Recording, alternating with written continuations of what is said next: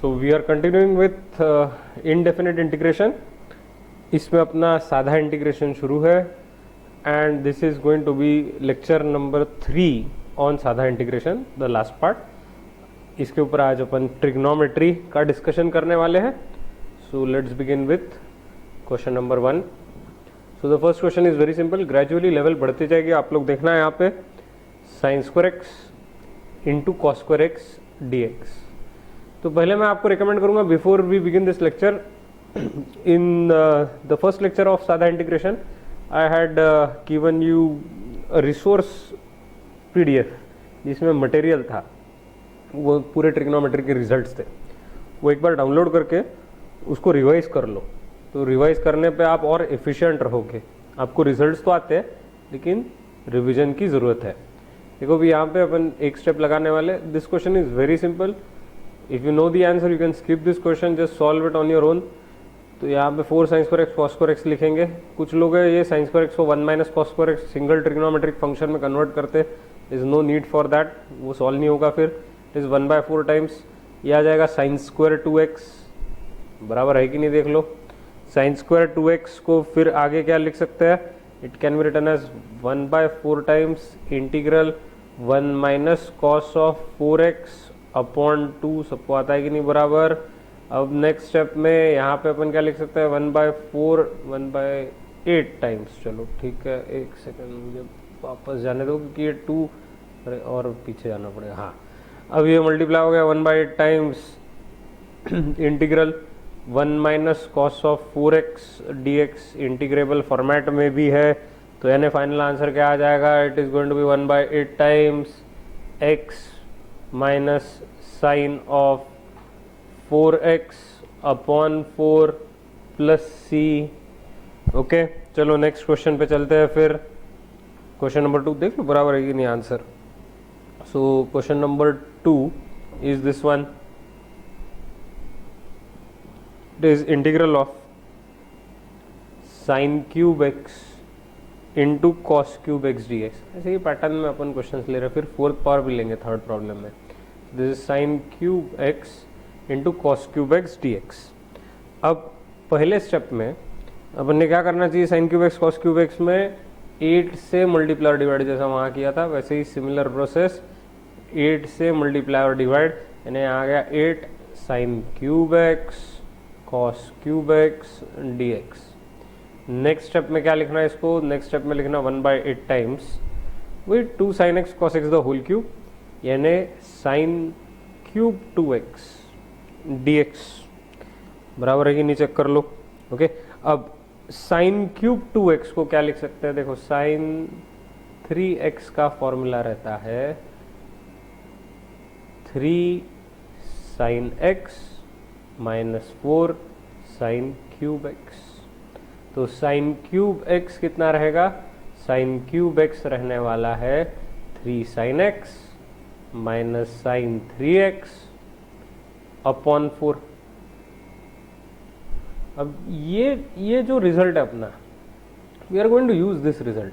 ये पहले मुझे साइड में रखना पड़ेगा। Now instead of sine x we have sine cube 2x, तो उस हिसाब से एंगल्स चेंज होने वाले हैं।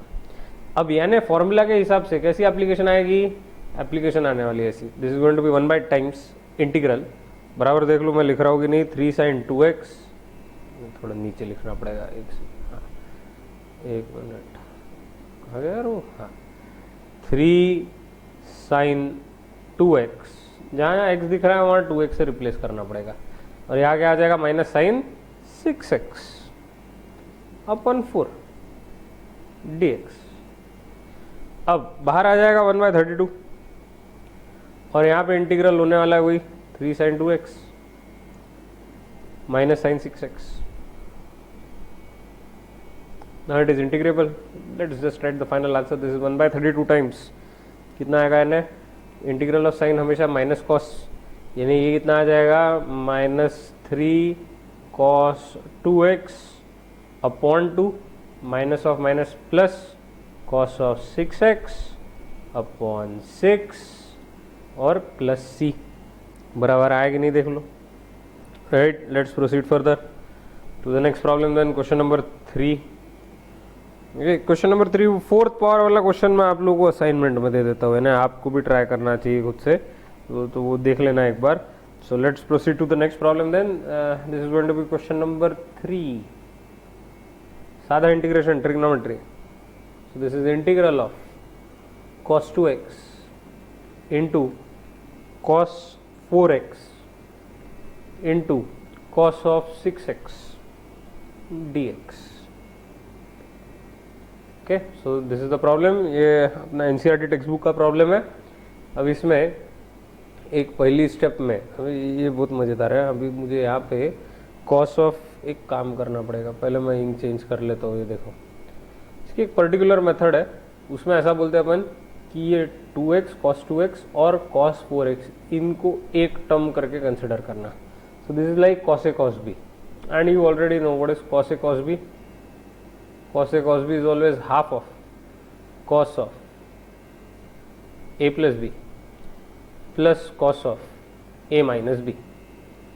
ये यहाँ पे अपन लगाएंगे, तो अभी यानी इधर क्या आ जाएगा, देखो is going to be half of, क्योंकि टू तो है नहीं ना, हाफ ऑफ कितना आएगा, यानी ये cos of a plus B यानी 6x plus cos of a minus B यानी cos of 2x। cos of minus theta cos theta रहता है, कोई फर्क नहीं पड़ता है।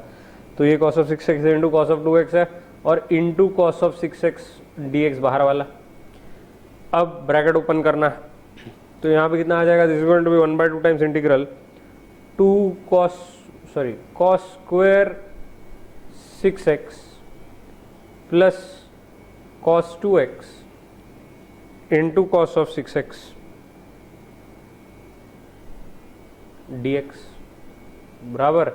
नेक्स्ट स्टेप में 1/2 टाइम्स, अब cos स्क्वायर 6x को क्या लिख सकते हैं, cos स्क्वायर 6x को लिख सकते हैं 1 plus cos of 12x upon 2 plus इसको क्या लिख सकते हैं, cos 2x plus cos 6x को फिर से यही फॉर्मूला लगाना है, यही रिजल्ट लगा रहे हैं।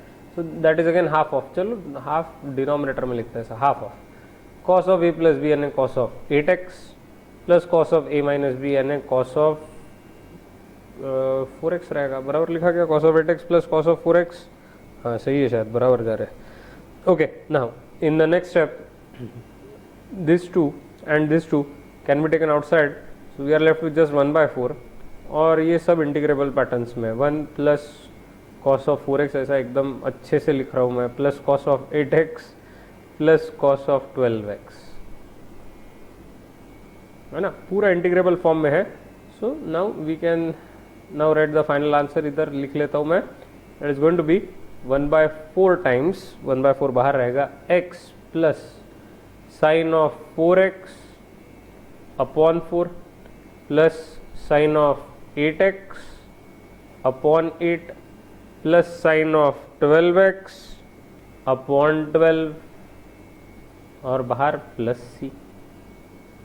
करेक्ट आएगा नहीं आंसर, सही है। चलो आगे बढ़ते हैं नेक्स्ट प्रॉब्लम पे। So that is question number 4। Again सादा इंटीग्रेशन, कोई सब्स्टिट्यूशन नहीं, कोई आड़ी टेढ़ी मेथड नहीं, एकदम basic maths. Sine 4x upon sine x dx। Okay, in the first step, all these can be solved with basic trigonometric identities. I am just preparing you for the worst situations। आगे चल के level बहुत बढ़ती है, लेकिन वो gradually बढ़ाएंगे अपन, बराबर आएगा आप लोगों को। साइन 4x को लिख सकते हैं 2 sin 2x into cos 2x dx upon sin x।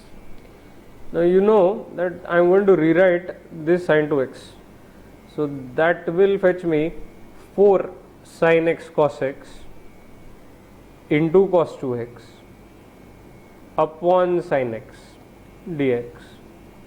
तो इस केस में sin x हो गया कैंसिल, डिनोमिनेटर कैंसिल आउट होना बहुत अच्छी बात रहती है इंटीग्रेशन में। 4 लेना बाहर, यहाँ है cos x into cos 2x, sorry cos x into cos 2x dx।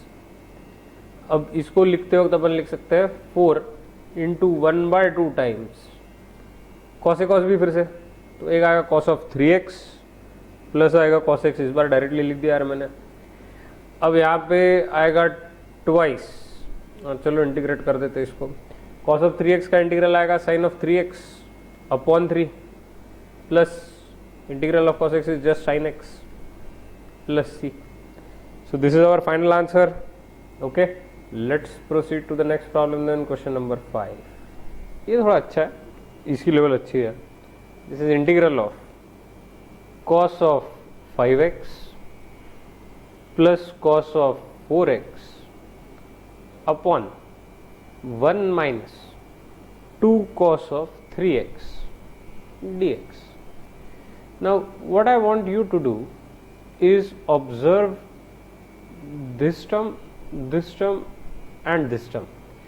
अब यहाँ एक भी कॉमन ग्राउंड नहीं है, क्योंकि ये क्या है 5x 4x और 3x ऐसे एंगल्स है, और अपन ने कोई भी ट्रांसफॉर्मेशन लगाया तो भी डायरेक्टली सॉल्व तो ये होने ही नहीं वाला, लेकिन फिर भी सॉल्व तो करना ही है, आंसर तो लाना ही है।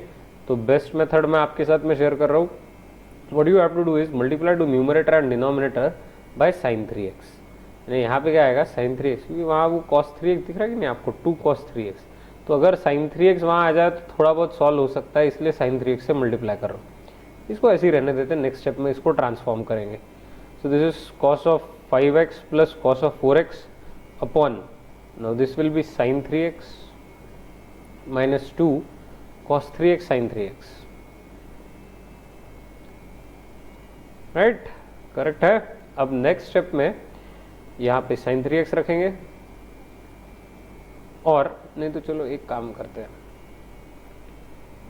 सब जगह हाफ एंगल का था तो हाफ एंगल ही कन्वर्ट कर लेते हैं। इसको कैसा आएगा, ये 2 sin 3x by 2 into cos of 3x by 2, क्योंकि आगे भी यहाँ हाफ एंगल आने वाला है, cos c plus cos d लगाएंगे, 2 cos of 9x by 2 into cos of x by 2, numerator बराबर, नीचे डिनोमिनेटर में sin 3x minus sin 6x, cos 2 cos 3x sin 3x sin 6x। अब नेक्स्ट स्टेप में 4 ले लेते हैं बाहर, इधर वाला ये 2 और ये 2, 4 ले लेते हैं बाहर, यहाँ रखते sin 3x by 2 cos 3x by 2 cos of 9x by 2 cos of x by 2 dx upon sin c minus sin d is 2 cos c plus d by 2 यानी 9x by 2 into sine of c minus D by 2, यानी यहाँ minus sign आ जाएगी 3x by 2।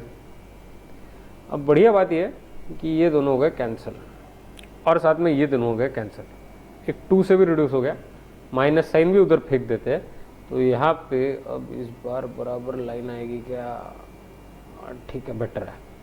अब यहाँ पे अपने पास में क्या आ जाएगा, यानी -2 integral cos 3x by 2 into cos of x by 2। अब ये 2 इसके अंदर खा लेते हैं, ये माइनस साइन रखेंगे यहाँ पे, ये 2 cos a cos b है, which is cos of a plus B, 3x by 2 plus x by 2, यानी कितना आ जाएगा 4x by 2, that is 2x, plus cos of a minus B यानी 2x बाय 2 यानी x, ऐसा आ जाएगा। Okay, so this is nothing but minus times cos 2x का इंटीग्रल आएगा sin 2x अपॉन 2, और cos x का इंटीग्रल आ जाएगा sin x, बाहर रहेगा प्लस c। ये अपना फाइनल आंसर है। I hope all of you have understood this problem. ये अच्छा था, काफ़ी अच्छा था ये, है ना। Okay, and as far as the साधा integration type is concern, I think that's about it. इतना सफिशिएंट है, इतने क्वेश्चन सॉल्व किए तो भी अपना काम बन जाता है। इसके बाद में मैं आप लोगों के साथ में फिर से असाइनमेंट शेयर कर रहा हूँ ट्रिग्नोमेट्रिक इंटीग्रेशन का, सादे इंटीग्रेशन का, और नेक्स्ट लेक्चर से अपन सब्स्टिट्यूशन मेथड स्टार्ट करेंगे फिर। So that would be of course in the next class. तो अब जैसा कि हमेशा की तरह रहता है, एप्टीट्यूड क्वेश्चन में आप मैंने, हाँ, सो एप्टीट्यूड क्वेश्चन आपके सामने रख रहा हूँ, आंसर आज नहीं, क्वेश्चन देख लो।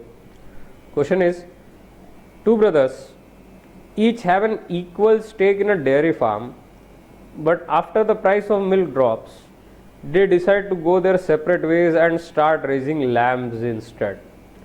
So the brothers sell off their cows and sell each cow for as many dollars as they have cows.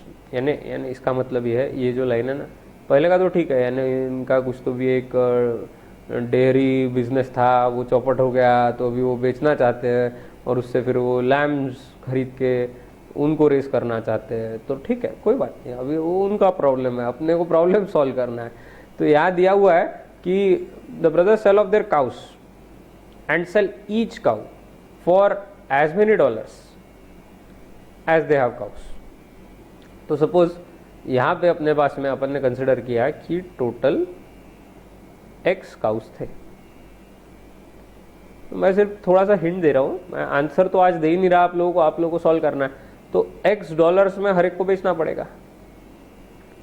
तो x cows into x dollars, यानी उसने कमाए एक्स स्क्वायर डॉलर्स कमा लिए, बराबर है कि नहीं. अब use that money to buy lambs for $10 a piece. उसने लैम्स खरीदे. अब once they have purchased as many lambs they can with the money from the cow sales. चलो उन्होंने, अपन बोलते हैं वाई लैम्स खरीदे. So y lambs they have purchased. So they have purchased y lambs. और आगे देखो, from the cow sales they will have a little left over which they use to buy a kid goat. Kid goat यानी 1 kid गोट purchase की उन्होंने. कहाँ गया यार marker, किधर गया. हाँ, उन्होंने 1 किड गोट भी खरीदी. क्या क्या लिखना पड़ रहा है आप लोगों के लिए मुझे. हाँ, so total number of animals हो गए y+1. ठीक है, y+1 एनिमल्स परचेस किए. अब आगे उसका बोलना है कि the 2 brothers have now purchased even number of animals. तो ये इवन नंबर है. अगर ये इवन नंबर है तो ये ऑड था, कि ऑड में 1 ऐड करने से फिर इवन होने वाला. तो उसका मतलब ये हुआ, दे स्प्लिट, आगे देखते हैं, they split the animals evenly but the brother who gets the goat wants a sum of money from the brother who gets all the lambs to equalize the value. इसका मतलब ये है कि देखो ये नंबर ऑफ लैम्स ये odd थे कि नहीं. ये ऑड थे, यानी ऑड सम कब आती है, जब एक इवन नंबर है और एक ऑड नंबर है और दोनों को ऐड किया है ना. Even plus odd is always odd. तो इसका मतलब है कि ये जो एक, चलो ब्रदर 1 बोलते हैं, ब्रदर 1 को इवन नंबर ऑफ लैम्स मिल गए, ब्रदर 2 को ऑड नंबर मिला, तो उसको सेम करने के लिए उसको एक किड गोट दे दी, 1 किड गोट. अब हो गए इक्वल नंबर ऑफ एनिमल्स. लेकिन ब्रदर 2 ये ब्रदर 1 से बोल रहा है कि तेरी वैल्यू थोड़ी सी ज्यादा एनिमल्स की, क्योंकि मुझे एक किड गोट मिली है और तुझे सबके सब लैम्स मिले. So he wants some amount, brother 2 wants some amount from brother 1.